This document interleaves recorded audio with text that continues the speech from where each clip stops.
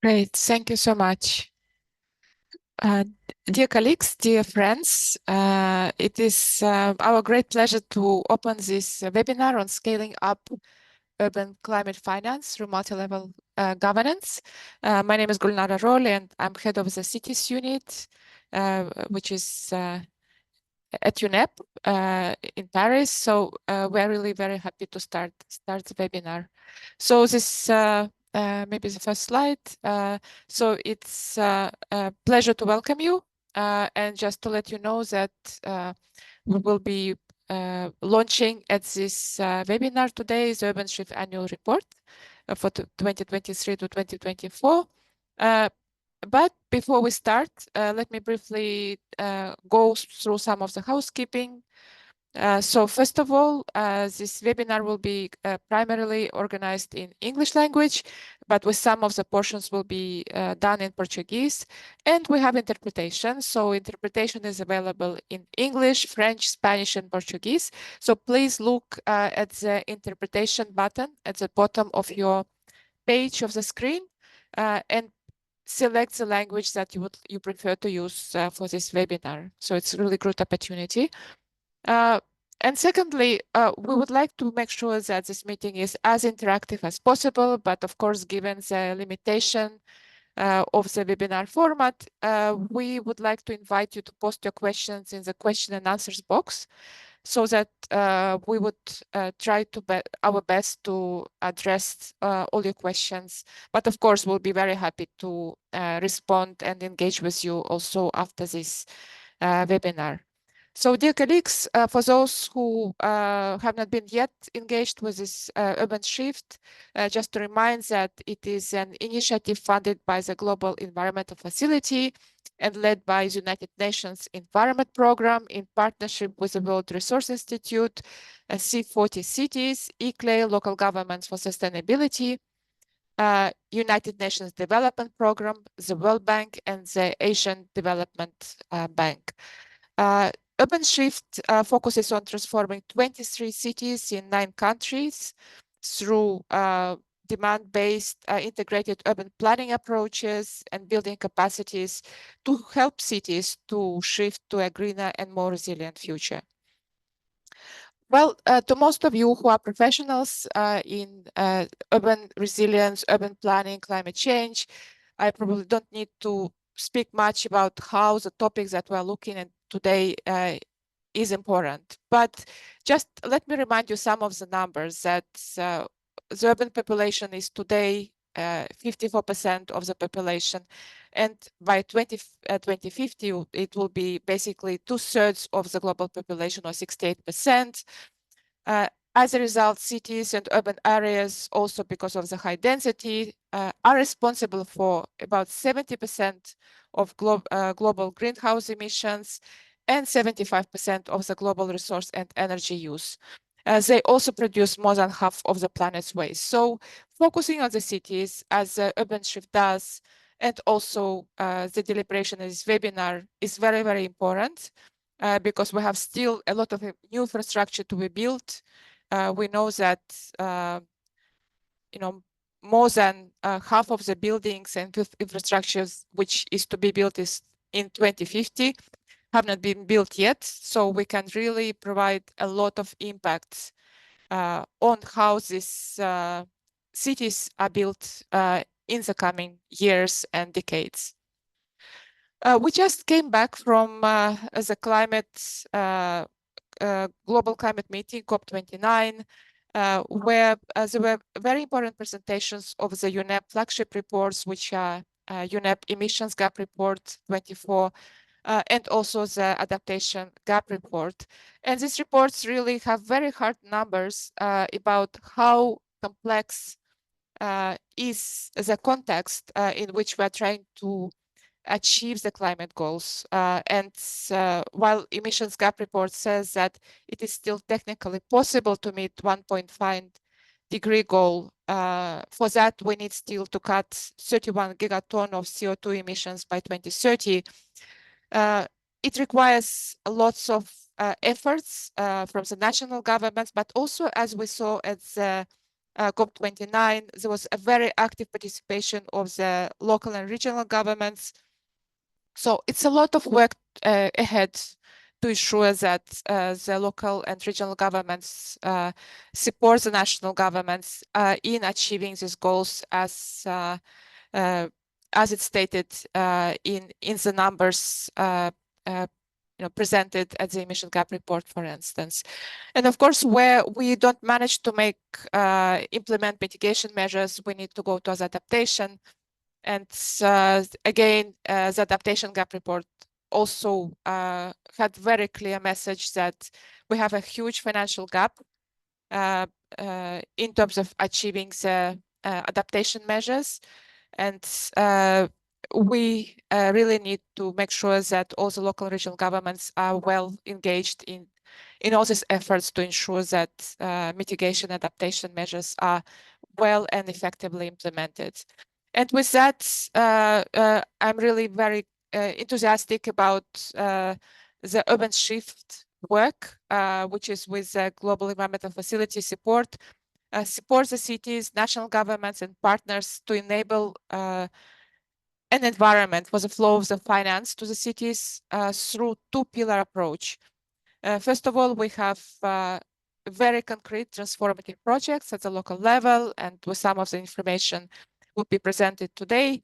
And this webinar also an example of the work of the global platform for advocacy, knowledge exchange, and capacity building. So in combination of working globally and locally, we really hope that UrbanShift will have a very big impact, also practical eventually, to achieve the global climate goals.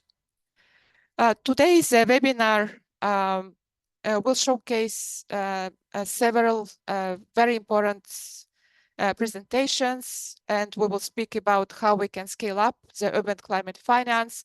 So big thanks to our very important panelists today who will share their views and also present very concrete best practices and example of work. So just to let you know that we will have several 4 parts in this webinar. So first of all, we will have, as you see on the slide, it will be a keynote from Ruth Tsukman-Dukoto, who is the Deputy Director of the UNEP's Climate Change Division. She will highlight the UrbanShift contribution to the global movement for resilient cities and launch of the UrbanShift Annual Report. Then we will go to the panel number 1, which will be speaking about cities leading the way, where UrbanShift partners and city representatives will share experiences, challenges, and insights on scaling up urban global finance through applying multi-level governance approach. The panel number 2 will look into the actually financed topics, which will feature a presentation by the global experts discussing what are different approaches to ensuring that cities actually have an access, but also they get affordable finance and are actually able to implement the measures. And finally, we are looking forward for closing remarks by Alok Bardwal, who is thematic lead on urban and infrastructure at the Global Environmental Facility. So this is the structure of today's meeting. And with this, I'm very pleased to introduce keynote address by Ruth. Ruth, the floor is yours. Thank you so much, Gunara and colleagues. It's such a pleasure for me to be here with you. I had the pleasure to be part of the team that actually worked together in the development of this outstanding and amazing program with the support from the Global Environment Facility, bringing together all the important key players with networks at the city level, ICLEI, C40, WRI, and others, and also, of course, the World Bank, UNDP, ADB, and others, and not to forget all the partners in the partnership engagement group. So if you go, if you want to go one slide, maybe more. Yeah.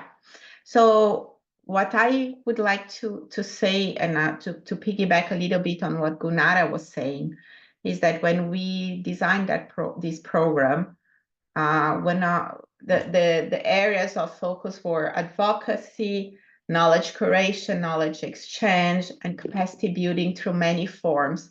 And I think what we will report today through the launch of the annual report is how we have been actually performing over the last year, but also cumulative since the program has started with our cities in these areas. So the first part of my intervention is about advocacy and multi-level governance.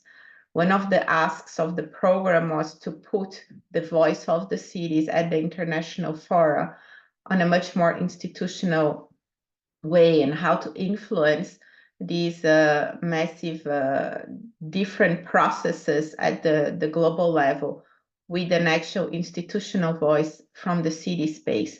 And things have been evolving, I think, positively, maybe not as fast as we would have wished for, but in a way, and I think there is a little bit of attribution of our collective work to these achievements. So let me say a few of them that I think we will recognize. So for instance, we had in COP28, and I had the again, the honor to be there with the cities, the first time that the cities moved from the green zone to the blue zone. It was the first ever local action summit, and the CHAMP initiative were launched at the COP28 to enhance collaboration and cooperation with subnational governments on national climate action plans. And there were it was the biggest plenary room, and it was absolutely filled with mayors from all over the world on and how they want to collaborate and participate and actively see that their climate plans are fully included to the national determined contributions and plans and negotiations that are happening at the climate COP. In UNEA, in our own assembly, we have also the pleasure of the Cities and Regions Summit, very brilliantly led by Gunara, where we have the UN, UNEP, and UN Habitat joining hands and promoting with a lot of city leaders and national governments on what are the important participation of subnationals and cities in implementing multi-level environmental agreements, not only climate, but biodiversity, all the three Rio conventions and beyond desertification. And then now we had the biodiversity COP16 right here behind us before Baku in Cali in Colombia, where Sharon, who is here with us, she's gonna be able to report back because she was there, but also showcase the power of subnational government engagement through a more formal institutionalization with the plan of action of subnational governments, cities, and other local authorities on biodiversity. We had gathered 124 mayors at the 8th Summit for Subnational Governments and Cities. Then we had a busy year. We had our World Urban Forum, the 12th in November, where Gonara, together with a lot of colleagues here, were present. And there was, again, a call to action. It's a city space on the urgency of recognizing local level action to achieving global goals and targets. And this is something we have been discussing with Alok, who is here as well, and he's going to provide the final speech, how important all this advocacy work is to advance the local agenda. Not least to mention the ministerial meeting on urbanization and climate change at COP29. We saw the adoption of the map to resilient and healthy cities declaration, which now is setting a very strong foundation for the discussions at COP30. We have very good relationship with the Minister of Cities of Brazil. He is from Belém, from Pará, and we are hearing, and I believe you are hearing as well, that the COP30 will be not only the forest COP, but the cities COP. And I have a strong belief that the time is right for the cities to really be much more active and recognized as not only contributors, actors, but also where the solutions lie for climate action. So today we're here in this webinar, and we're launching the report of UrbanShift. UrbanShift, and of course, you can scan the QR code and download the report. And we are in the 4th year of this global platform that has many areas, as Gunara already alluded to. And I think that it gives you a very good overview, because we gather not only cities, but also action on national dialogues led by our partner ICLEI. And these national dialogues highlight how important multi-level governance is, and what are the cities, what happens in the cities, and can be codified into policy briefs shared at the national level, and then become a policy that will foster local action at the city level more broadly. And this expands the outreach, because of course we cannot focus on all cities with this program, but through this multi-level governance and through this interaction at the national level, these things can be codified, and the outreach can be expanded. I'd like to remind ourselves that there is still a big gap on finance, and there is an estimation that $4 trillion are required to build sustainable and resilient urban infrastructure. If you have followed the COP, we have said that for closing the climate gap, we need 1 trillion per year dollars. So this is even much more than that, because we're broadening not only climate, but sustainable and resilient urban infrastructure. And cities in least developed countries are only receiving 1% of the climate finance that they need to address mitigation and adaptation needs. So climate finance remains a huge area of focus, how to generate not only local resources, but how to transfer more resources at the city level, because we know that the cities are more agile in terms of finding solutions and implementing solutions. So I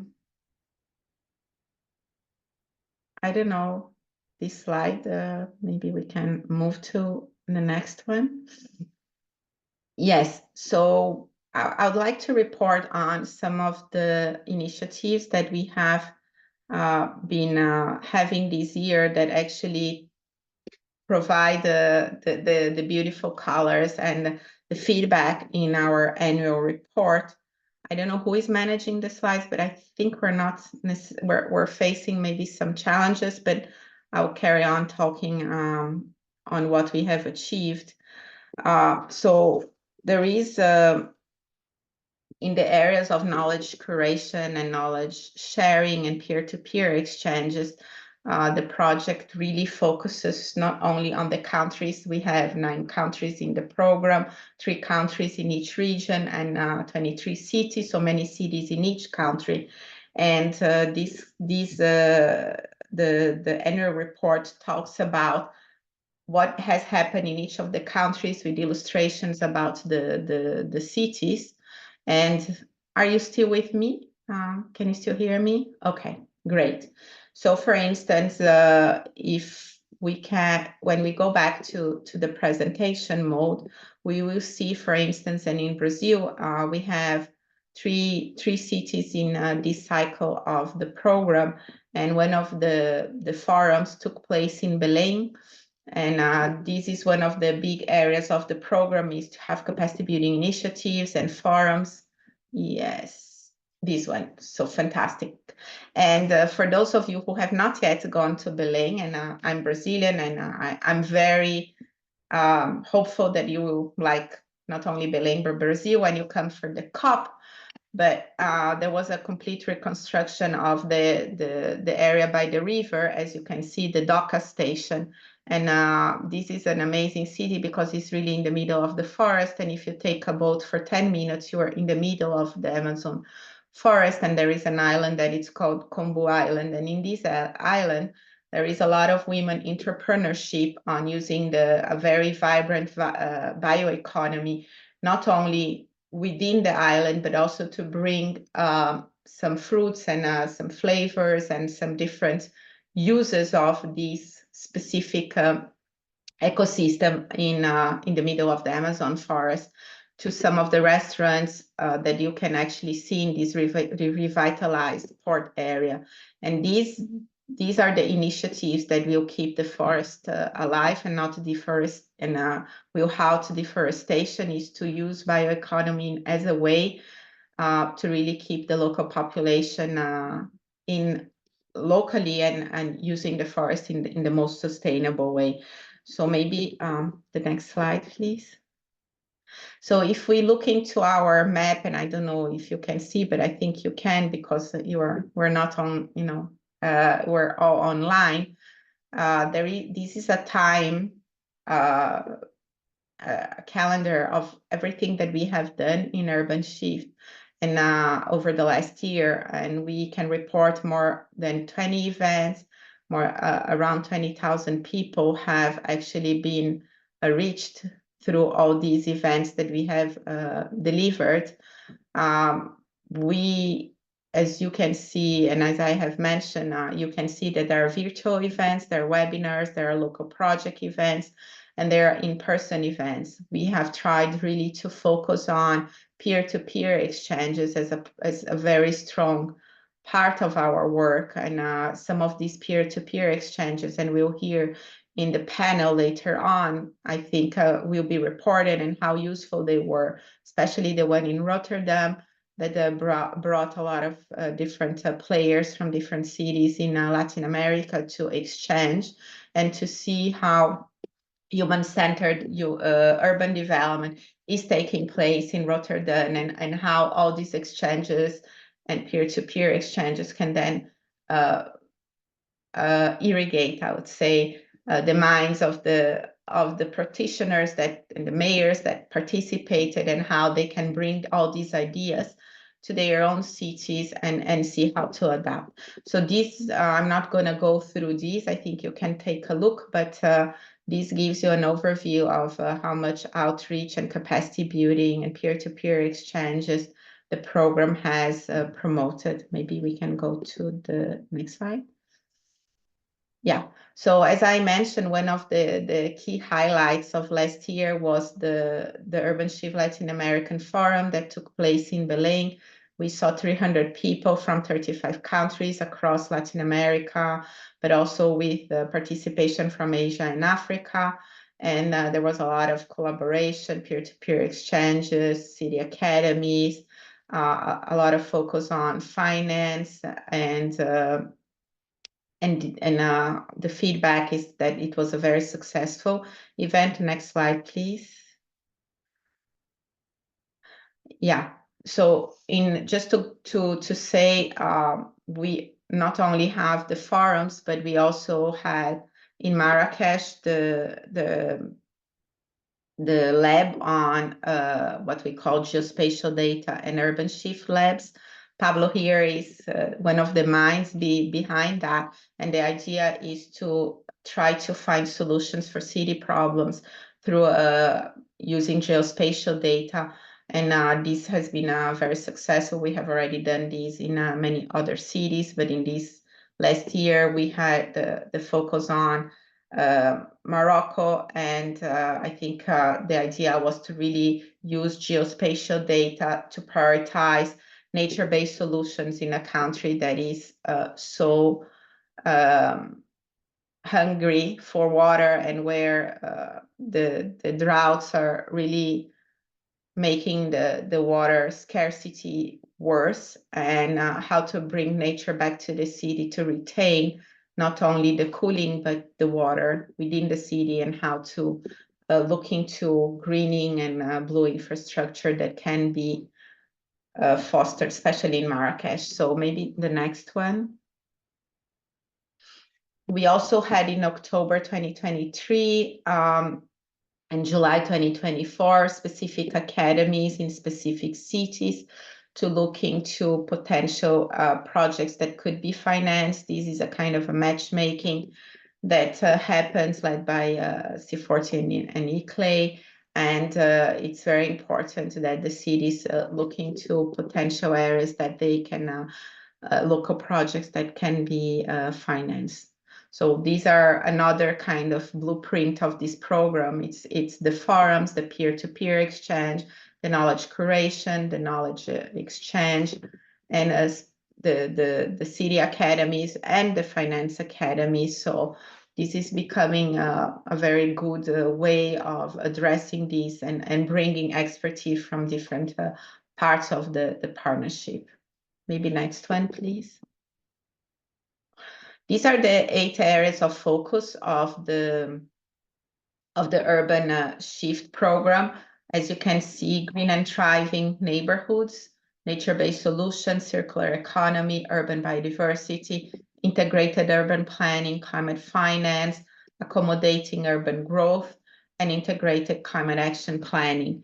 And we have collectively put a very comprehensive, I would say, online course with these self-paced course and these teams. And I'm very happy to report that we have, correct me if I'm wrong, I just don't want to get more than 4,000 people that have already registered for attending this kind of massive online course. So it's for free. It's everybody can access that, and it goes deep into the problems and the solutions and some guidance on how to address these 8 very important themes that any city will are facing and have to grapple with. I'm very happy to say that 53% of the participants were women, and this is something very good to report. Maybe next one, please. So Urban Shift is anchored into the yellow that you see here, the GEF7, what we call cycle. But what we are is a big community of joint effort with the Global Environment Facility and the World Bank from different cycles of the GEF. And as you can see, and the colors will show the different cities that are being added on in different funding cycles. But I think what is important to see is that this is a growing number of cities, and we're trying to make these as one program and one big family. And this network goes beyond borders of GEF, what we call donor cycles. And the more the merrier, because the more we can exchange, the more we can network, and more cities can benefit for this program. This is a pure grant program that really curates and shares knowledge. So as you can see, it's very geographically diverse and reaches out for different cities, being them small cities, middle cities, or even large capitals. So, what we are doing together with the World Bank and the Global Environment Facility is to really find bridges to have a seamless support to cities throughout these. And this, as you can see, this is in terms of funding is massive. We're looking into 436 million in grant funding through these 3 cycles, 91 cities, and 5.4 billion of co-finance. So this is a very important program, probably the largest one that really focuses on grant resources and capacity building for cities collectively. So next slide, please.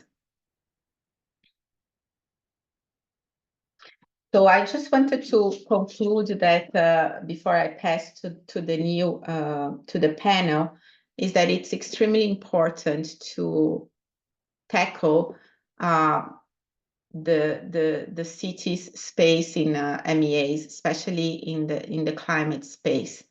We see a lot of difficult geopolitics coming our way. And what I keep saying is that cities is our insurance policy to a better future. So the more we invest at the local level, and as Gunara correctly pointed out, things mostly happen at the local level, the better we will climate proof ourselves and be more resilient to these very challenging geopolitics that might come our way. It's very important that cities are active in the nationally determined contributions that are the climate plans that the countries will submit by early next year. And I think that UrbanShift will continue to tease out examples of how this can be done, how the subnational voices can be fully integrated in the elaboration of the plans, but also in the implementation of the plans. So with that, I wish us all a very good and fruitful discussion. As I said, I'm very honored and proud of this program. And I think this wouldn't have been possible without the true partnership approach that we have been developing and fostering, not only with our important partners, but with the cities. And you will hear from some of the cities today as well. So thank you very much. Back to you, Gunara. Thank you so much, Ruth. It was really an inspiring presentation, and congratulations to all the partners on the launch of this UrbanShift Annual Report. And it's never kind of bad idea to repeat again. What Ruth said already is that we managing to achieve these goals thanks to the partnership. So big thanks to all the partners of the UrbanShift, as well as the cities who are engaged. So what Ruth was speaking, it was a lot about the importance of the implementation, and also engagement in the NDCs. And of course, the topic of the scaling the finance is really a key to unlocking this implementation measures. And this is why I'm really excited to move to the first panel, which has a name Cities Leading the Way, where we'll hear from the UrbanShift partners as well as the cities about their experiences, challenges, insights on scaling up urban climate finance through the multi-level governance. And with this, it is my pleasure to introduce the moderator of this panel, Pablo Lasso, who is Director of Urban Development at the World Resource Institute, Ross Center for Sustainable City. So Pablo, please, the floor is yours. Thank you, Gulnara. Hi, colleagues and everyone. It's a very great pleasure to be with you in this webinar to moderate this first panel for about over half an hour with very interesting panelists. And I just want to remind you all that why is so important this panel. It is because, as Ruth just mentioned, that even after some of the progress made in COP, we are seeing some very crucial geopolitical elements around the world in countries. And it is in cities where it really lies the opportunity to keep pushing the climate change agenda forward with implementing projects, raising finance, agreeing how multi-level governance can really work together and focus on the environmental issues and on people. I would like to welcome our three panelists for this first conversation, and I will just briefly run through some of their biographies and then jump straight into the questions. First, we have Natalia Salazar. Natalia is the head of the Innovative Finance at ICLEI World Secretariat, and she has been leading investments and partnerships focused on climate change adaptation and mitigation, as well as policy advocacy. She has led programmatic cooperations as well as financial transactions across diverse sectors and regions, including in a fragile conflict-affected states. We will also hear from Andrea Fernandez, a very old friend and colleague, but Andrea serves as C40 Managing Director of Climate Finance, Knowledge and Partnerships. She has been responsible for overseeing C40 climate finance, business engagement, and knowledge and learning programs, as well as C40 engagement in the UrbanShift program. She also drives new strategic priorities and partnerships across C40. And finally, we'll hear from one of our cities, Leonardo Madeira Martins, who is currently the coordinator of Agenda 2030 of the city of Teresina in Brazil. He has over a decade of experience in environmental management and sustainable development, and he has led initiatives that aim continuously to improve the quality of urban life in Teresina.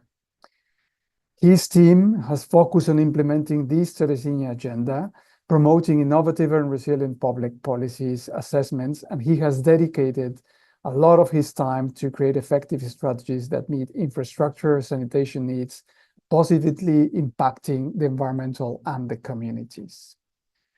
So with this, I want to jump straight into the questions. And the first question is for my colleagues from ICLEI and C40.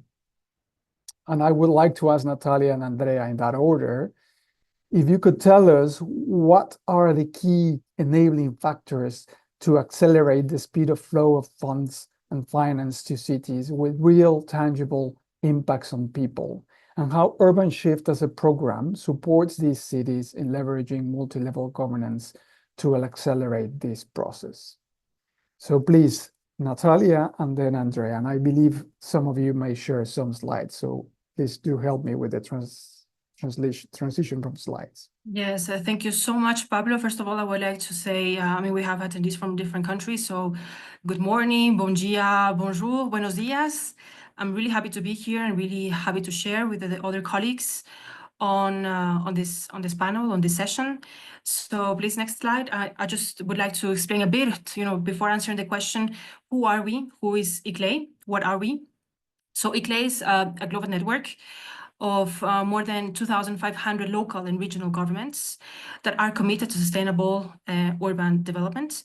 We are active in over 125 countries worldwide, and we have over 500 experts in-house in 20 plus offices also worldwide.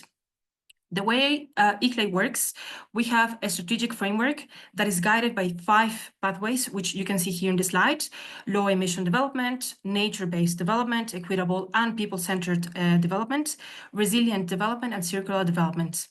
Next slide, please. And answering to the question that you just mentioned, just raised actually, Pablo, what are the key factors according to us and based on our experience? We have seen that there are 4 that we can here mention. Project preparation support has been really important for local governments. First of all, because this addresses capacity gaps. This provides technical knowledge to decision makers and official governments. And with this project preparation support, we have been able to provide technical assistance in different levels.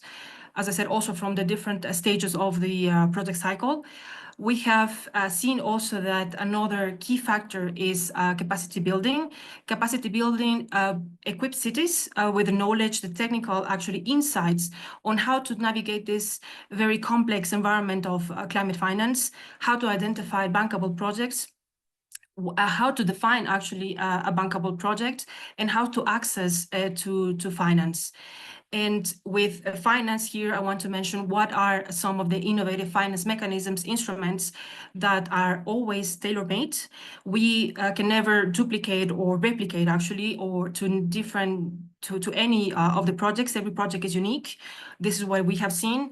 We can always scale up, and with this type of instruments, we have seen that it leverages the different type of resources that a city, that a local government has. And again, this is another key factor that we have seen important to unlock finance. And finally, an enabling environment. And what do we mean, or what do I mean with enabling environment? Enabling environment means that the country, the region, the area has or is well equipped with any legal or regulatory environment that provides the city, the decision makers, the officials with the capacity and the autonomy to access the different types of resources, and is actually able to implement the project.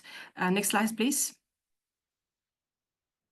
And as the session is actually about multi-level governments, I want also to mention that the way we also see is that by mobilizing different resources, also non-finance and financial resources, we are able to provide the necessary support to the local governments. We are able to unlock innovative finance instruments, de-risk projects, and also provide all the necessary tools that a local government requires. Also, what we have seen as from our experience is that working with different types of stakeholders, including national think tanks, that actually provides the cities and local governments, some national governments in general, with the necessary knowledge and tools to, again, implement any type of project. And again, coordination is very important. We see that policy, institutional frameworks are always and will be always important to implement any type of project, any type of in different sectors. So these are some of the factors, as I said, that we see as very important. Next slide, please. And how, just also, by the way, just let me know if I'm within the allotted time. So I just don't want to step beyond that. And what we have seen also from ICLEI and UrbanShift, how we have been working not only with UrbanShift, but with other colleagues also, is that the City Academy has provided a very insightful sources for our officials and decision makers. National, local dialogues. Also, we have been able to facilitate this, and in the different urban shift countries, which have been focused on actually innovative finance. And finally, some of the newsletter that provide tools, resources, events, opportunities. This overall is just information that really helps and facilitates any type of information decision making for our cities and in general our local governments. Next slide, please. And here also would like to introduce very briefly what is ICLEI Transformative Actions Program. With here, what we try to provide also is to support, again, the local governments with a project portfolio of different type of projects that are ambitious, inclusive, cross-cutting, with tailored services from our side. Again, we have over 500 experts worldwide that actually provide all this type of support. So we're always encouraging cities and local governments to apply and continue. We're really happy to support. Next slide, please. So finally, with just one example, Buenos Aires, Argentina, over 90% urbanized. We have supported this project, Mobility Plan for the Future, submitted in 2021, pitched in 2022 during the ICLEI Daring Cities conference, and now at the pre-feasibility stage. So again, very happy to continue supporting our local governments. Next slide, please. And again, if you want to apply, we have all the information available. Next slide, please. And the tab call remains open. So thank you very much. Happy to be here and looking forward to the discussions.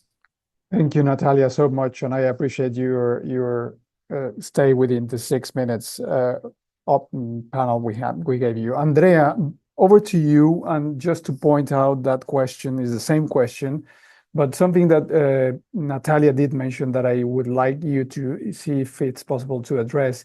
This enabling factor, one of them is the innovative financial instruments. And I know the city academies, which are fundamental part of the UrbanShift program, have been really, truly a success with the cities that you have worked with to enable this design of instruments. If you can just touch upon that and address the question in general. Over to you, Andrea. Okay, thank you so much, and great to be here. And I will try to save my 6 minutes. I don't have slides, I'm sorry. So I think first, just to start with a question around the importance of multi-level governance. We see this as really critical for cities to increase climate and nature finance flows. And I think it's been really fantastic, the design and the execution of the UrbanShift program, how it has really taken that on board. It's not a program that works only with cities, but it's a program that also engages national government through national dialogue, through participation in many of the events that we do, and of course through all the engagement with the implementing agencies, which are also part of this important ecosystem. So I think Ruth mentioned the urban climate finance gap, which I think Jesse from CCFLA speaking a little bit later will touch on. But just to say, I think it's, from context point of view, really important to start with, cities are getting about $831 billion in urban climate finance flows. it's an increase from the number that the CCFLA had calculated 4 years prior, but the need is still 4.5 trillion. So we have this huge gap. And cities face enormous barriers in their ability to access finance. A lot of these are controlled by national government, and they do impede their ability to do the more creative, innovative things that you mentioned, Pablo. So, and this includes barriers around, how they can build their own revenue base and their taxation, their ability to take on debt, their ability to use these innovative finance mechanisms. Some receive very low and uneven intergovernmental transfers. And I think it's key to remember, cities are all on different journeys. They're all different governance systems. They're all facing very different contexts. Some of the cities in UrbanShift, their municipal budget is $2 per capita. And some cities it's as high as, 800. So vastly different contexts. But for all of these cities, that multi-level governance, the discussions, those dialogue with national government are really critical to facilitate access to finance. I think in two areas. First is how our cities strategically prioritize within national governments, and the specific enabling policy, I think, is the second area. So just on this first issue, it's really important that we get urban opportunities into NDCs, into development planning, and into budgets. But for this to happen, national governments really need to prioritize urban areas as a strategic investment opportunities that are bringing development and economic benefits, including jobs, improvement in air quality, health, productivity, efficiency, increased resilience, quality of life, standard of living, etc. So really cities need to be seen as important investment opportunities by national governments. And I think a great example from UrbanShift, we had a peer-to-peer exchange on the cable car that Freetown and Lima were seeking to build cable cars. We brought them to Medellin, the world leader in cable cars. But we didn't just bring people from Freetown, we also brought representatives from Ministry of Transport, Ministry of Finance. And they could see, building a cable car isn't just an infrastructure project to get people from A to B, but it's really about economic empowerment, economic regeneration, and really creating opportunity. Ruth mentioned CHAMP, the Coalition for High Ambition Multi-Level Partnerships. It's an agreement made by 74 countries around the world to really work closely with subnational governments to unlock and realize their mitigation and adaptation potential.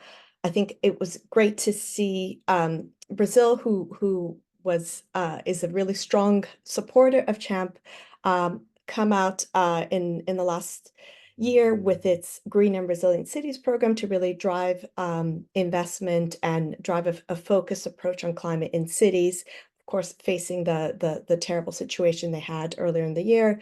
But if anyone noticed, the new Brazilian NDC actually discusses climate federalism and this role of local and subnational governments, which is fantastic. And they've also, as Ruth mentioned, it might be our first climate COP that addresses cities or provides cities a really high level opportunity. So there's this prioritization that's important. I think the second issue is this enabling environment. And this is really about how do we create those conditions that can help cities unlock and accelerate investment. And I mentioned some of the challenges cities have.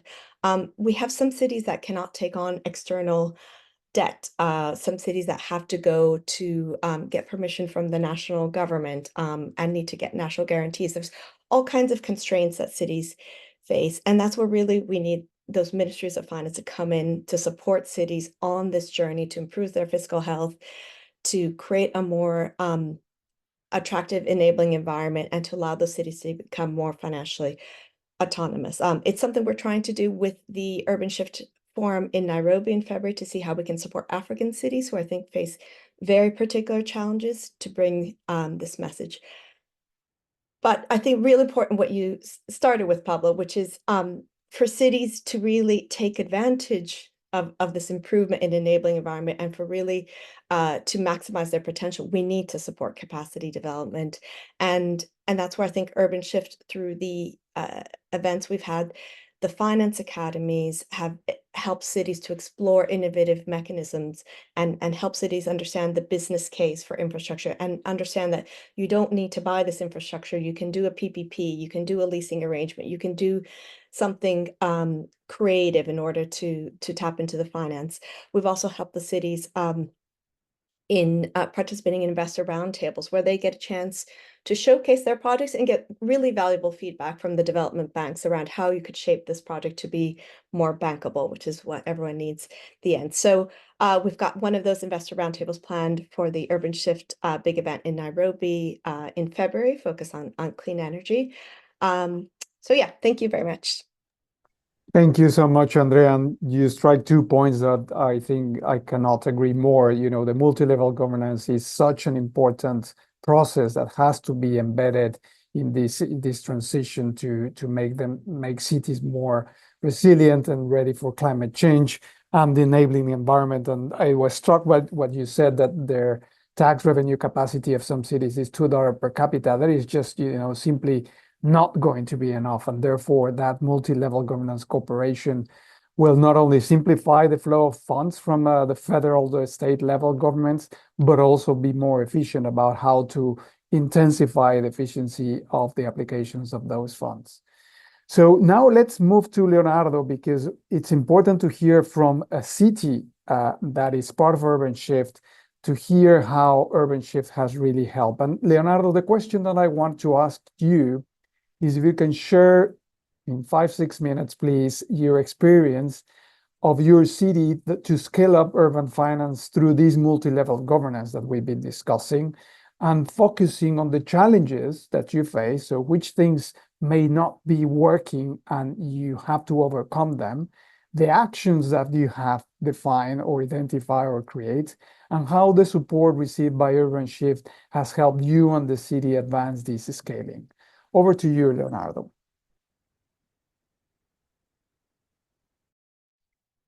Obrigado, Pablo. Obrigado a toda a equipe UrbanShift. Me sinto muito honrado e agradecido Thank pelo you, Pablo, and convite. I'd like to thank the Dizer que UrbanShift pretendo team. I'm falar em very honored with the português. invitation Espero que to be here. tenham I'll a be melhor speaking tradução Portuguese. possível I hope para o you inglês. have a Bom, vou good falar um pouco translation da service experiência de into English. So Teresina, let me dos talk nossos about the experience desafios, in da nossa Teresina, experiência our e o quanto que o challenges, UrbanShift our local contribuiu experience, para and o how nosso trabalho aqui na nossa much cidade. UrbanShift contributed to the Próximo work in slide, our por favor. city. Next slide, please. Ok, Teresina é uma cidade So que Teresina fica is a distante city do litoral, é that uma is cidade far que from fica the no coast. nordeste do It país, is tem in uma the northeast importância of the singular country, and it aqui has a na nossa singular região importance devido in a our ser um region. importante entroncamento rodoviário It e ter is um an grande fluxo de important pessoas, highway buscando serviços de hub, economia, has a large traffic saúde of e educação. people, healthcare Próximo slide, por services, favor. education services. Next slide. Next slide, please. Ok. Essa é apenas uma imagem de Teresina. This is a picture puder of the voltar city ao of slide Teresina. Can you anterior, go back to the né? É uma previous slide, imagem de please? Teresina que mostra This is o an quanto image que a of the city cidade of ela sofre Teresina, durante showing os how períodos much de we intensa suffer chuva. Né? during Teresina é the uma heavy rain cidade que periods. fica na porção nordeste do Teresina Brasil, is que in the recebe northeast of grande Brazil, as I radiação said, solar and we e have a tem high level of período solar chuvoso muito radiation, concentrado nos and the primeiros rainy meses do season is ano. much Então, nós temos concentrated in 8 the meses first de months seca of the e year. 4 So we meses have de 8 chuvas months of drought intensas, and que 4 months of culminam very heavy com o rains, encontro dos which picos de cheia culminate dos grandes in rios, the né, que banham a cidade, e também das combination of the lagoas. Nós temos peak uma floods of Brazil população and em also torno the de 800 mil filling up of our habitantes, lakes. mas So we parte have a dessa population of população, about em torno de 100 mil 800,000 people, habitantes, and part mora of this nessa population, região, about né, que nós 100,000 denominamos people de live in this planície de region inundação, o que requer that do we call município um esforço the adicional flooding em plain, obras de which adaptação requires additional climática, effort from the especialmente nesse city government contexto in de terms of mudanças do climate clima. adaptation, Próximo slide. particularly in the context of climate change. Next slide.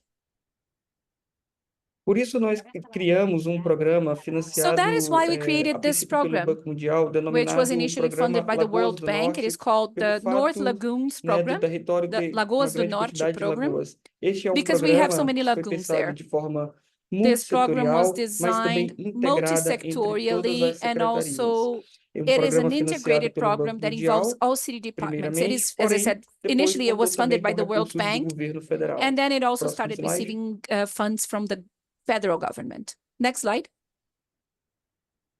trago para vocês a composição do programa. O So programa here we have ele the project previu components. especialmente obras de adaptação climática no que So tange the à purpose drenagem was urbana. to Nós conduct some climate precisávamos adaptation corrigir o works fluxo das for águas, urban draining. We needed to precisávamos correct the flow of the fazer o waters. disciplinamento dessas águas. We Porém, needed nós tínhamos to componente importante de steer the water to desenvolvimento the right locations, but econômico there e was also an social e também important um component investimento na relative própria to social and estrutura economic da development, and prefeitura also de Teresina. investments Ou in seja, the Teresina precisava melhorar a infrastructure sua itself in the city capacidade de of gestão, Teresina. a sua capacidade de Actually, the implementação de management obras capacity of the estruturantes, city of né, e de Teresina. ações que Teresina pudessem needed to improve realmente garantir its uma melhor capacity resiliência to no fund território. infrastructure projects, Next slide, improving please. the resilience of the city. Next slide. Nós temos algumas imagens do antes e depois, Here we né, para have que some vocês photos of observem the a before transformação do and território. after, Nós so that you can utilizamos see the soluções transformation baseadas of na our territory. natureza We used e a principal nature-based solução foram os solutions, parques and lineares. the main Porém, solutions were the nós temos linear uma solução de parks. drenagem muito However, we importante, also have a né, que very foi important justamente a draining correção do solution, fluxo de águas. which, E as I o said, parque linear corrected garantiu a the não direction of the reocupação dessas waters, and the áreas linear que são park de risco. ensures the Próximo slide. non-reoccupation of high-risk areas. Next slide. Nós temos, além disso, nós dividimos, né, o Also, território com uma outra we cidade de broke estado down vizinho, our chamada territory Timon, together no with a estado do city Maranhão. from a Então, Teresina e neighboring Timon são state. So cidades, né, Timon, the que state of formam Maranhão. essa So Teresina fronteira. and Timon are the two E esse cities. They aglomerado urbano, ele também precisa entrar dentro do border nosso each planejamento other, and this estratégico. urban Então, por isso, nós agglomeration fomos also has to be included selecionados in para our projeto strategic chamado planning. City So that is why Nova, we were projeto selected que for the busca project called inovar em City Nova. soluções City para Nova is a regiões project that metropolitanas, seeks para innovative aglomerados solutions for urbanos. metropolitan Através desse areas or projeto, urban nós tivemos agglomerations. contato com Through o this project, UrbanShift, we had que close permitiu para a gente a contact with participação em UrbanShift, diversas and this is academias, what allowed us to take part in voltadas para o different financiamento academies, climático, academies academias focusing on voltadas climate para o estudo de financing, soluções baseadas na focusing natureza, on mobilidade studying também, a mobilidade nature-based urbana, solutions. né, Also, também urban foi uma das mobility was another academias, além da focus. possibilidade da gente compartilhar nossa In addition to the experiência possibility of e sharing our own permitir experience aprender também com and outras also experiências, learning né? Então, from the foi através experience do of City others. Nova, foi So it através do was through UrbanShift que a City gente Nova conversou and com through diversas UrbanShift instituições financeiras. that we were able Esse to projeto converse ele with já different iniciou, nós financial estamos numa institutions. fase de This project has contratação already been kicked de off, and we are now at consultorias the para a stage that we elaboração are do hiring plano de ação consulting climática, firms to pensando create todo o the território, climate plano de action mobilidade plan, urbana thinking of the sustentável entire também, pensando territory, also todo o território que sustainable urban abrange mobility esse plan aglomerado urbano for que the entire compõe territory duas that cidades comprises de this urban estados agglomeration with diferentes. these two cities that Próximo are slide. located actually in two different states. Next slide. Nós temos também outro projeto financiado por We also fundo have another alemão project chamado that is funded IKI, by com apoio a da German fund. WRI. It's called A IKI implementação do or território é feita IKI, pela WRI, supported by onde nós WRI, instalamos numa área de grande WRI, vulnerabilidade and we laboratório installed in a urbano. high Nesse vulnerability laboratório area an urbano, a urban gente lab. testa In soluções this de urban justiça lab, we are social e trialing soluções de baixo carbono. solutions relative to Uma das social soluções justice, que low ganhou carbon destaque solutions. e que pôde One of ser the solutions replicada that em todo was o território da cidade foi o recognized and could be replicated projeto in dos other quintais territories of the verdes. city A was gente the tem buscado green preservar, backyard né, a cobertura project. vegetal também dentro So dos trying to lotes, porque preserve temos the perdido green isso coverage por inside ao the longo de lots, décadas. Esse é the um land plots, projeto because this is também something that we have been financiado losing over por time, the fundo green internacional. coverage in our city. So Próximo this slide. project was also funded by an international fund. Next slide. Esse é um projeto voltado This para a project here renaturalização de espaços is for urbanos. the É um projeto que tem o renaturalization apoio de uma of fundação urban holandesa chamada spaces. This Bernard is Van supported Leer, by a né? Dutch E essa foundation, the fundação Van Leer ela busca Foundation, and this garantir espaços foundation mais qualificados para a primeira infância, aims at permitir que a primeira infância tenha ensuring contato better mais spaces próximo com a for the natureza e first que esse infancy. vínculo So they permaneça. want small children Próximo to slide. have more contact with nature, and they want this to continue throughout their lives. So next slide.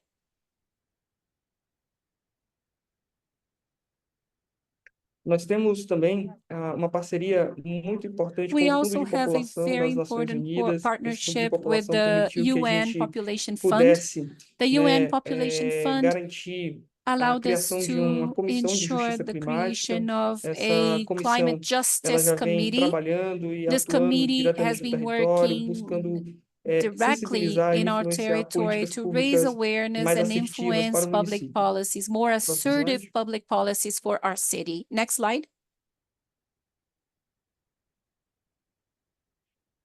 Queria destacar para vocês uma premiação que nós I would recebemos also want to recentemente. highlight an Teresina award that we concorreu a recently desafio received. global e Teresina através de uma was running for a pesquisa, global onde challenge, avalia o impacto do calor and through extremo a na saúde da survey mulher grávida, assessing the impact of nós extreme recebemos heat on grant, pregnant women, funding, we que received a permitiu a grant gente compreender funding that allowed impacto, us to desse calor study and extremo understand na the saúde, impact of especialmente da extreme saúde da heat mulher, on the health, numa particularly condição de on the extrema health of pregnant vulnerabilidade nas women, regiões periféricas de women in Teresina. conditions of A extreme pesquisa está em fase de vulnerability in the conclusão, periphery of então the tão city of logo Teresina. This ela seja concluída, a gente deve research publicar is esses about to be resultados completed, and para as todos soon as vocês. it is finished, we Próximo will slide. publish the results. Next slide.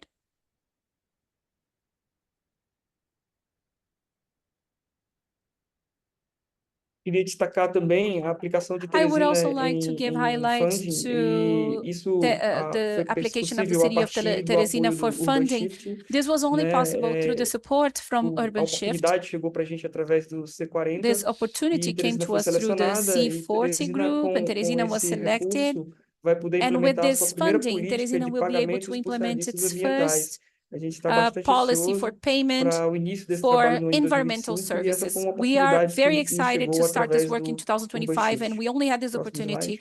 because of UrbanShift. Next slide.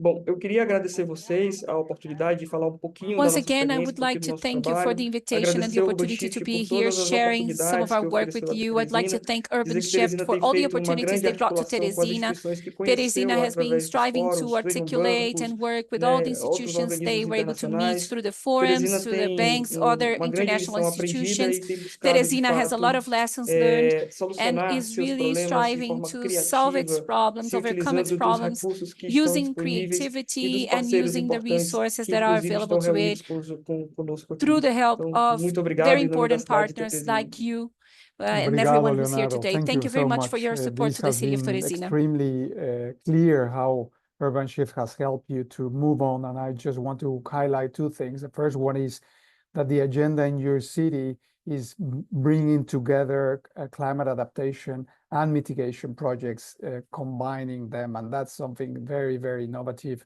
And the second element is with the support of UrbanShift, that enabling of the environmental paid services collection as revenue for future projects, it's also a great step forward.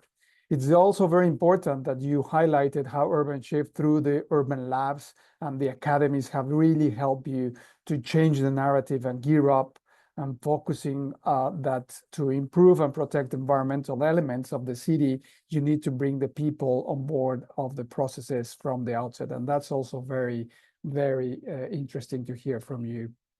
So now I will ask, we're running a little bit behind of time, so I will ask the audience if you can place the questions you have for our three panelists on the chat section.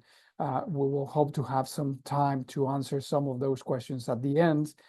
And without further ado, I would like to introduce the next panel, which will be moderated by my colleague Sharon Gill, Program Management Officer and Cities Leads from UN Environmental Program. So please, Sharon, the floor is yours. Thank you, Pablo. And that was a very interesting discussion from UrbanShift partners. Always lovely to see a lot of partners around about cities and how to act locally. We're here to introduce the next panel, which is to expand the conversation by inviting insights from global networks and research institutions on how we can think globally and support cities in scaling up urban climate finance. So we will be hearing from Jessie Press-Williams. Jessie, yes, I see you online, who is a senior analyst and of the Cities Climate Finance Leadership Alliance, Climate Policy Initiative. So Jessie has extensive experience in the African context, including water and sanitation research in Ghana, experience in Zambia as well. She will give an overview of the state of cities' climate finance and highlight the main blocks to close the finance gap. Jessie, it's really nice to see a fellow SIPA grad on the panel. I also would like to introduce our distinguished panelist, Eugenie Birch, Nussdorf professor and co-director of the Penn Institute for Urban Research of the University of Pennsylvania. Jeannie is a distinguished academic, leading advocate, and most importantly, she has been a real champion for urban climate finance, sustainable urban development, and multi-level governance in implementing global agreements. So Jeannie will be sharing with us the findings for the 2024 State of Finance for Nature in Cities, emphasizing how cities can strengthen governance to unlock investments in nature. Last but not least, we have in our panel Maria Camila Uribe, sector principal leader of the IDB Cities Network, and coordinator of Housing and Urban Development Division of the IDB. Camila has, I had the pleasure of meeting Camila in COP16 at the First Mayors Forum on Urban Nature and Biodiversity, and at the event in WOOF on Unlocking Finance for Resilient Cities. She's an economist at IDB with over 18 years of experience in the Colombian public sector. We really welcome her expertise in this panel. So we have heard that cities are rising as a global climate force. But what is the current state of urban climate finance? It would be good to see the big picture from our panelists today. So let me start with Jessie. Jessie, CCFLA has recently launched the Cities Climate Finance Report. Could you speak about the three main blocks to scaling up urban climate finance and how multi-level governance can contribute to addressing them? Yes, thank you, Sharon. Hopefully everyone can hear me well. Thank you so much for the opportunity to be on this panel and for all the great work that UrbanShift is doing. It's really an honor to present to such a great webinar. I don't have slides, but you can follow everything I'm saying on the CCFLA website. The State of Cities Climate Finance Report is out. Before I get into that, maybe just a quick introduction of, yes, thank you someone for sending that in the chat.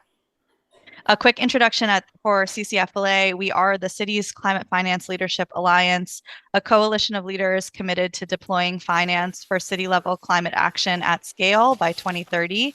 We are the only multi-level and multi-stakeholder coalition aimed at closing the investment gap for urban and subnational climate projects and infrastructure worldwide. And we, as one of our core functions, published the State of Cities Climate Finance Report, the latest edition, which was just launched at New York Climate Week, which is the most comprehensive available assessment of urban climate finance flows and needs. As Andrea mentioned in the previous panel, we find that urban climate finance has more than doubled from 2017 and 2018, reaching over $831 billion US. There's a lot of granularity and insights on these flows in the report and in our data set, which is public, including the breakdown between private and public actors. We find that private actors accounted for 49% of total urban climate finance in 2021 and 2022, compared to public actors accounting for 22% of urban climate finance. We find that mitigation finance more than doubled since 2017 and 2018, and of mitigation finance for cities, over 50% went to transport investments. We compare this with adaptation finance, which I'll talk about a little bit later in more detail. Tracked urban adaptation finance remains low at less than $10 billion US in 2021 and 2022. And overall, we find that urban climate finance was distributed somewhat inequitably. Emerging markets and developing economies and least developed countries received only 11% and 1% of total urban climate finance, respectively, in 2021 and 2022. We compare this as well in this report to what cities need to reach 1.5 degrees Celsius.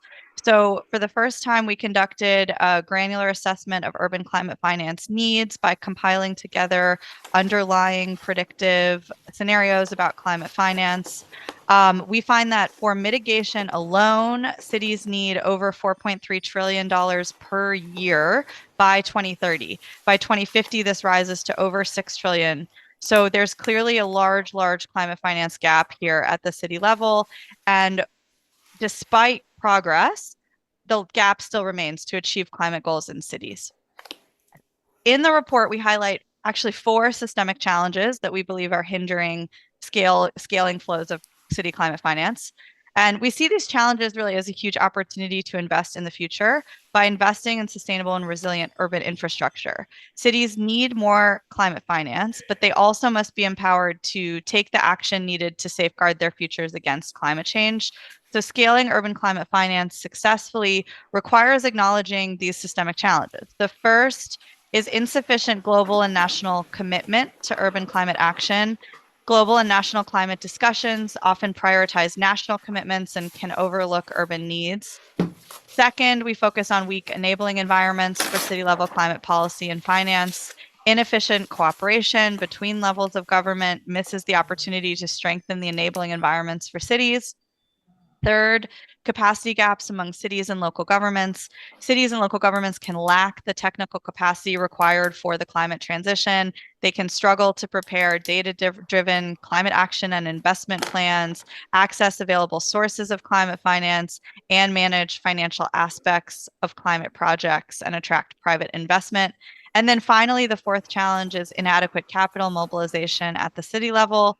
Cities struggle with poor creditworthiness, limited access to capital markets, and limited fiscal capacity. And this is particularly pronounced in emerging markets.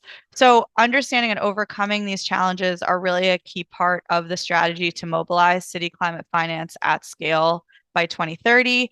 And based on this data, these challenges, plus the climate finance tracking and needs assessment in the report, the question we really want to answer is how to close the city's climate investment gap and what is the role of multi-level governance. And we see that, I mean, as has been echoed by many of the other panelists, and I'm sure will be echoed on this panel as well, multi-level governance is really the core of this. So in the report, NATSI CFLA, we focus on 4 key recommendations based on the findings from the data. The first is to improve the quantity and quality of urban climate finance. This is really clear from the scale of the gap between urban climate finance flows and mitigation needs and the rising cost of adaptation for cities. Beyond scaling quantity, we must also enhance the quality of finance. So how it is distributed among sectors addresses underlying inequalities and strengthens enabling environments. Second, we focus on strengthening domestic markets through the strategic use of public finance. So as I mentioned earlier, the state of cities climate finance shows how the majority of urban climate finance at around 69% total was sourced and provided domestically, and this trend is likely to grow. This is particularly true for private climate finance flows, where domestic sources accounted for 96%. The urban climate finance ecosystem will therefore need to bolster domestic markets so cities and local governments can better access both public and private finance. And multi-level governance is really key here in enabling cities to better access domestic sources of capital to finance the climate transition. Our third key recommendation is to rapidly scale urban adaptation finance, particularly in emerging markets and developing economies. As I mentioned, urban adaptation finance remains low, despite cities grappling with increasingly severe and frequent climate hazards. Adaptation flows reached only USD 10 billion, which is 1.2% of the total urban climate finance flows. And then finally, we focus on improving data and tracking of urban climate finance flows and needs. Tracking urban climate finance is really crucial to support policy and investment decisions by both national and subnational policymakers. So to put this all together, and I hope I have another minute, I know we're a bit over time, to achieve these goals and elevate the roles of cities, CCFLA has proposed this 4C agenda to close the urban climate finance gap. And again, we really focus on multi-level governance throughout. So our 4 C's are the first C for commitment to raising urban issues on global and national climate finance agendas. Second, C for collaboration between actors to improve climate finance flows for city. The third C for capacity building for public and private actors to respond to climate change in cities and achieve urban climate finance goals. And finally, the fourth C for capital mobilization at the city level. And within each of these C's in the report, as well as highlighted on our website, we have several specific recommendations on exactly how we see multi-level governance improving and strengthening cities' ability to access climate finance. just some examples really quickly. National and local governments can consolidate cities' needs and opportunities for climate investments and increase multi-sectoral coordination, particularly for urban adaptation finance and building local project pipelines. National and local governments can work with private finance entities to align priorities for mutually beneficial investments and engage in public-private partnerships. And local governments can allocate capacity to analytical and planning work to define priorities and really kind of promote projects up and down the kind of governance chain, as well as increasing vertical and horizontal government and coordination. So that was kind of a whistle-stop tour of our report and our work on how multi-level governance can really help cities better access climate finance. And I welcome any questions in the chat, as well as you can find a lot more information on our website. Thank you, Jessie, for that very quick and thorough summary. I'm quite sure I have a lot of questions, so I don't know. I don't think we can address them here today. We are a little bit behind time, but I do want to raise the fact that you're looking at the fourth point, the fourth solution, which is around tracking urban finance, because our next speaker, Professor Birch, will be speaking on action on urban nature, and the ecosystems that it provides must be part of the efforts that we're doing. And Jeannie, let's hear about how cities and tracking progress of cities can leverage multi-level governance. So over to you, Jeannie. Thank you, Sharon, and thank you to the Cities Unit and to UNEP for the very important work you're doing in supporting the need to collect the data that on urban nature-based solutions. We have worked with you over the past 2 years on 2 reports called the State of Finance for Nature in Cities. And in these 2 reports, we've discovered a number of things. Most importantly is that in conjunction with what CCFLE is doing, we've drilled down on the urban nature-based solutions finance and found that there's very, very little data even tracking this. And so that's a big problem. If you can't calculate what the amount is, you can't even figure out what the policy should be.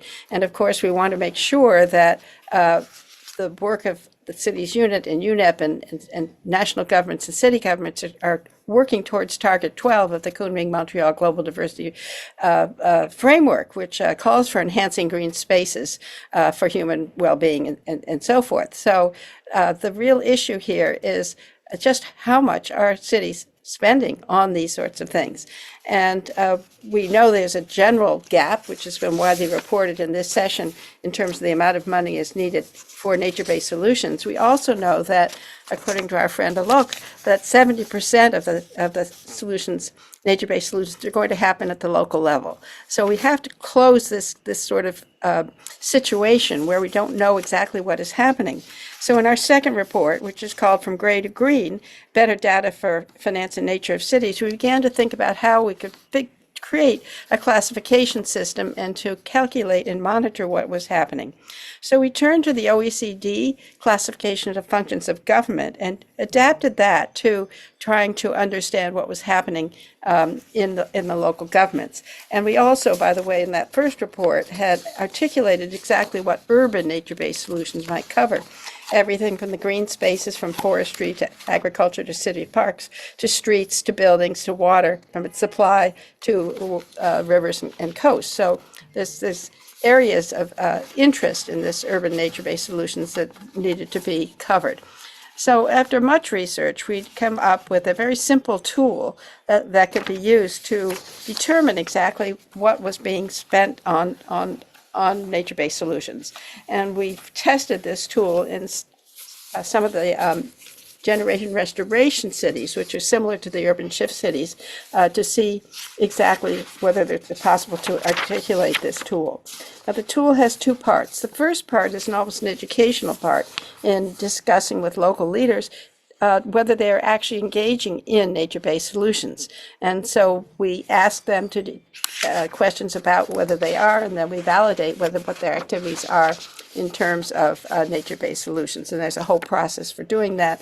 Very simple testifying of this, but basically creating the understanding of exactly what we're talking about.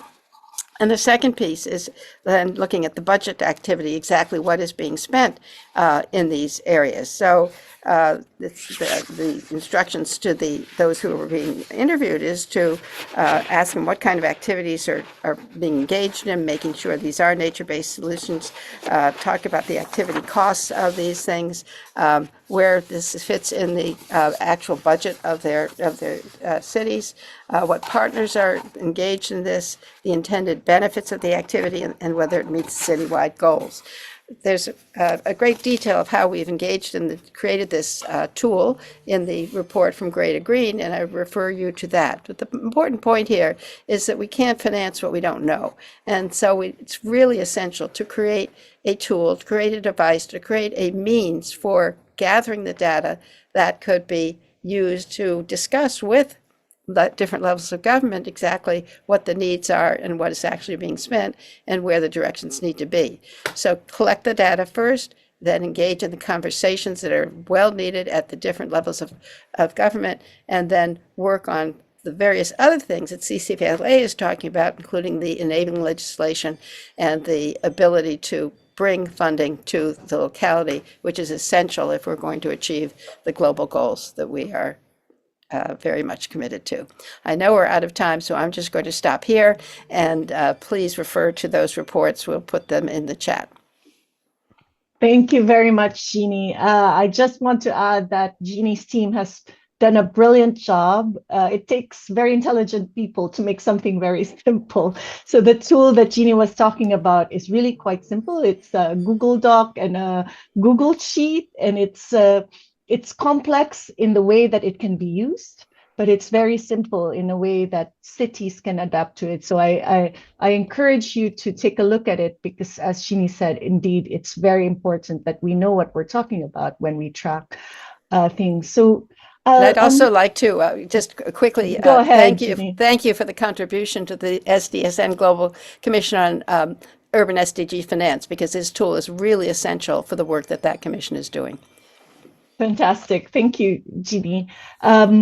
So I'll move on now to our next panelist, Maria Camila. My question to you is really, we've talked about all of these global issues from the climate biodiversity perspective. It would be great we come to you to talk about how do these key challenges to talk about people, really. So from the perspective of the IDB, could you share the key challenges you face in the urban climate finance space, particularly in ensuring that urban climate finance effectively supports inclusive and equitable urban development? Could you give us a few words on that? Thank you so much, Sharon, and thank you so much to UNEP and UrbanShift to invite me. I'm very pleased to be here, part of this panel.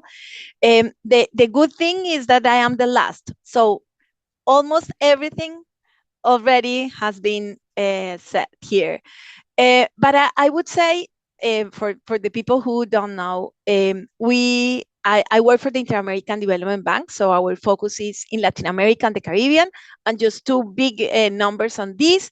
81% of people live in cities in Latin America and the Caribbean, and also we contribute from the cities in 70% of the missions. So just to give you some of the information, because I know that there are people from other continents, and just to be a little bit more focused here. So some of the challenges that we face here are very aligned with the word that we mentioned at the beginning in the first panel, and also here for Jessie and Eugene.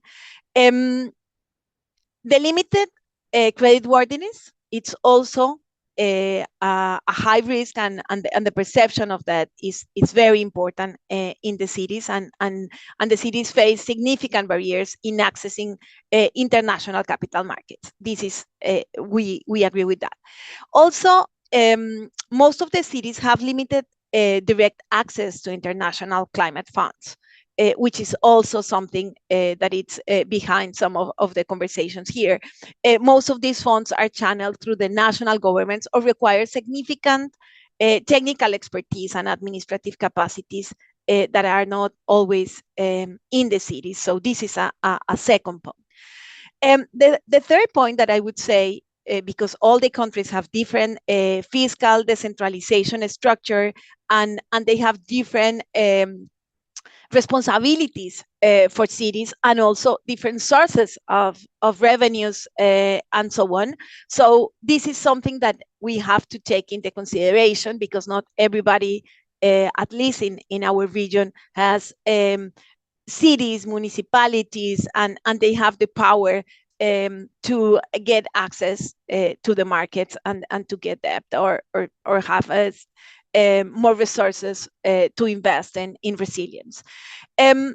Of course, and I think that this is common from everybody else in this conversation, the lack of institutional capacity and how important is the capacity building and how we can support the capacity building on the cities. I think that this program and some other work that many people are doing in Latin America and the Caribbean is helping to strengthening the capacities of the cities. We need to do more, but this is something that it's a lack, as you ask. Then I would also say that the multi-level governance and the multi-level coordination that also in the first panel, I think Andrea was mentioning this.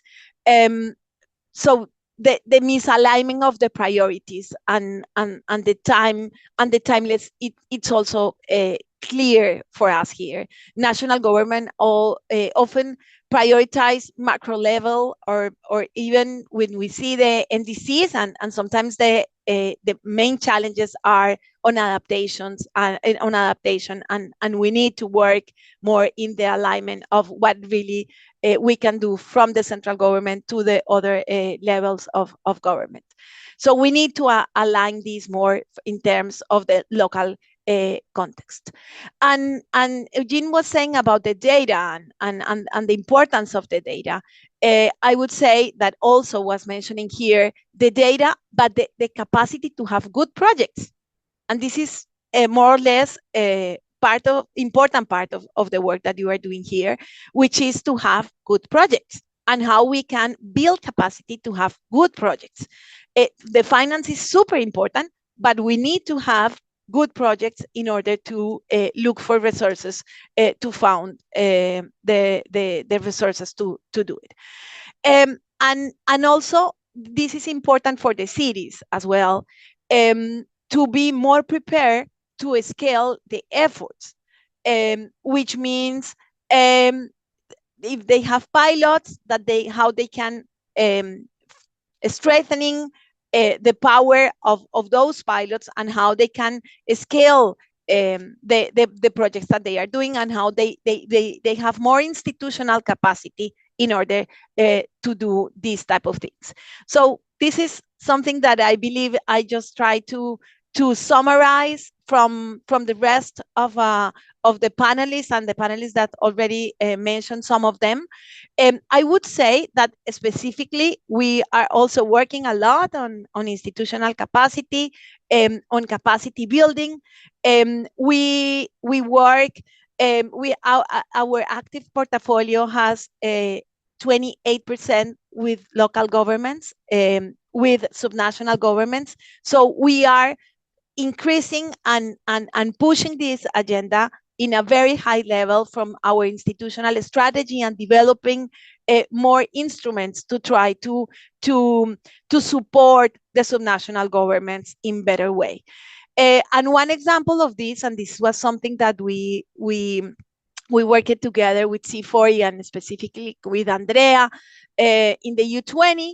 The cities, some of the cities in Latin America launched a network for the secretaries of finance in order to see how they can improve the access to finance. And so this is something that it was launched, and the idea is to support technically to help how they can improve the access to finance in different ways, with different needs and different contexts, of course.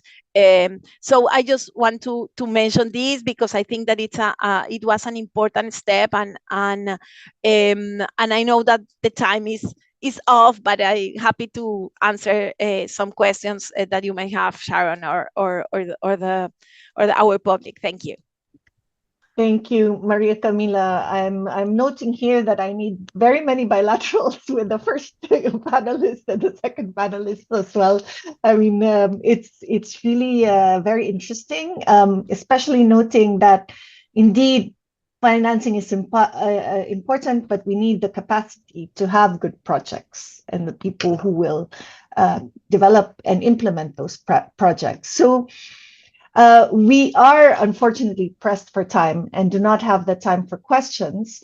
So I will have to, we need to transition to our next speaker, who has the very difficult task of wrapping up the key insights and takeaways from the two panels. I will hand the floor over to Alok Marnwal, the thematic lead of urban and infrastructure of the Global Environment Facility.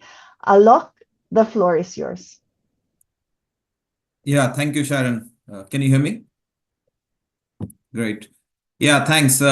Thanks for the excellent discussions today.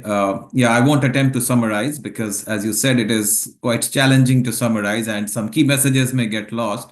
So what I'll do is I'll share a few perspectives and some key takeaways for potential action and implications to our collective efforts towards urban sustainability.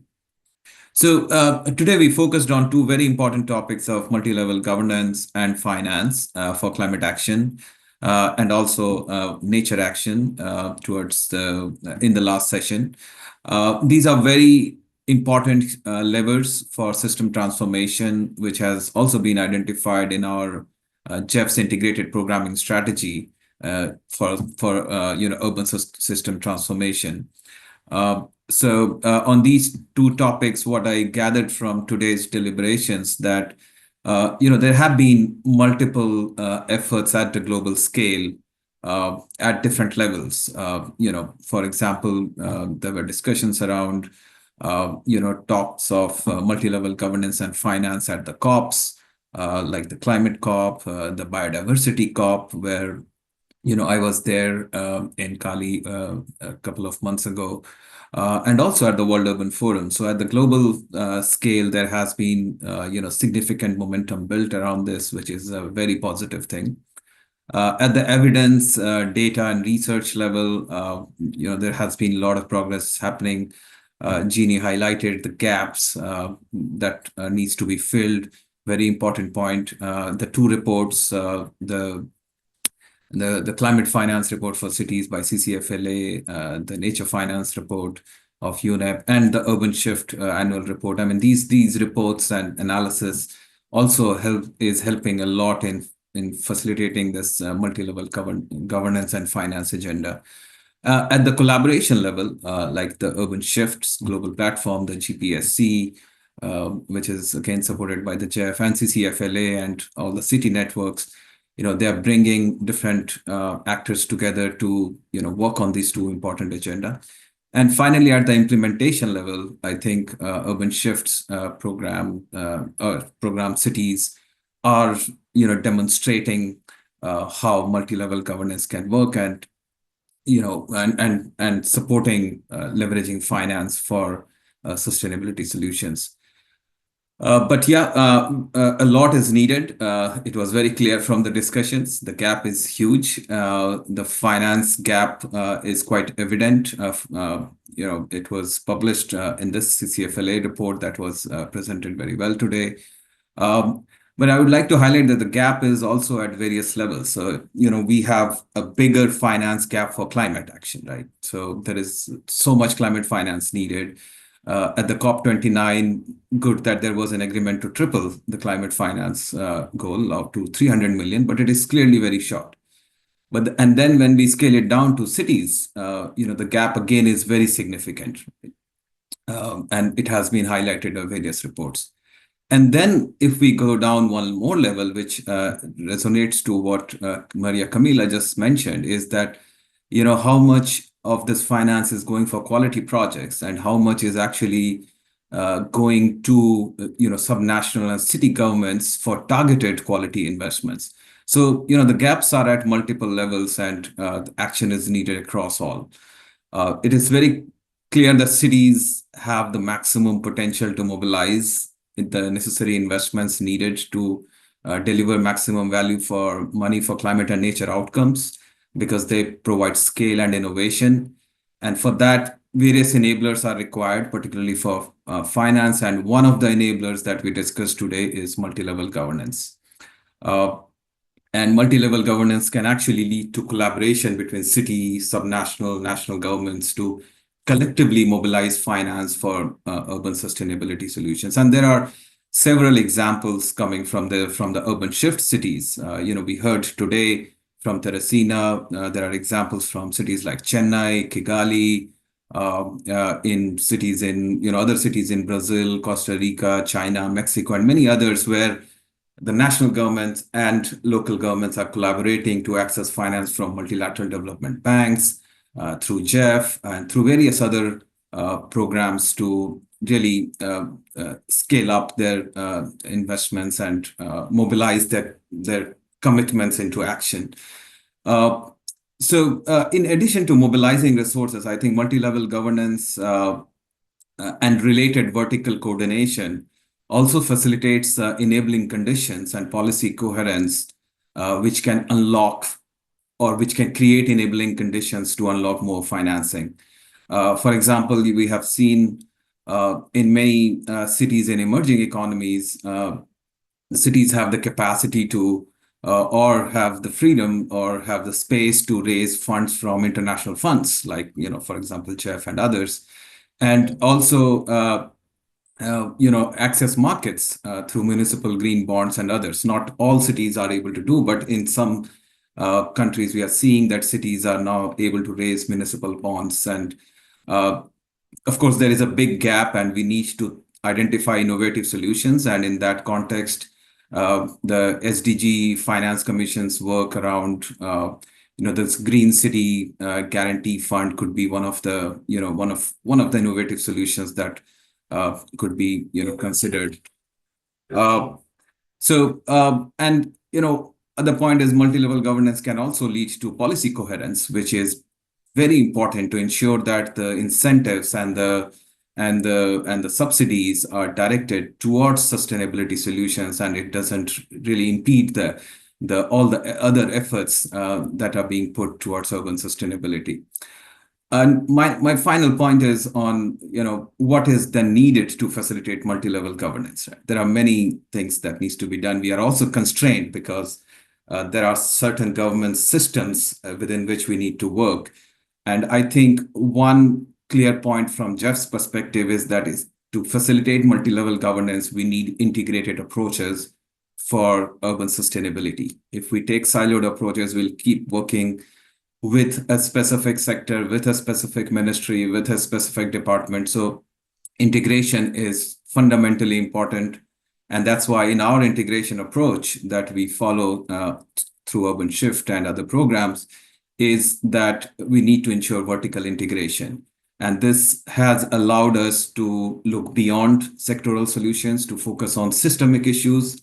Like you heard today in the presentation at the beginning, that UrbanShift is focusing on land use planning, on governance, on partnerships, on innovation, on investing in advocacy, knowledge, capacity, multiple things. So these are, different systemic interventions which would not have happened if we had not taken the integrated approach.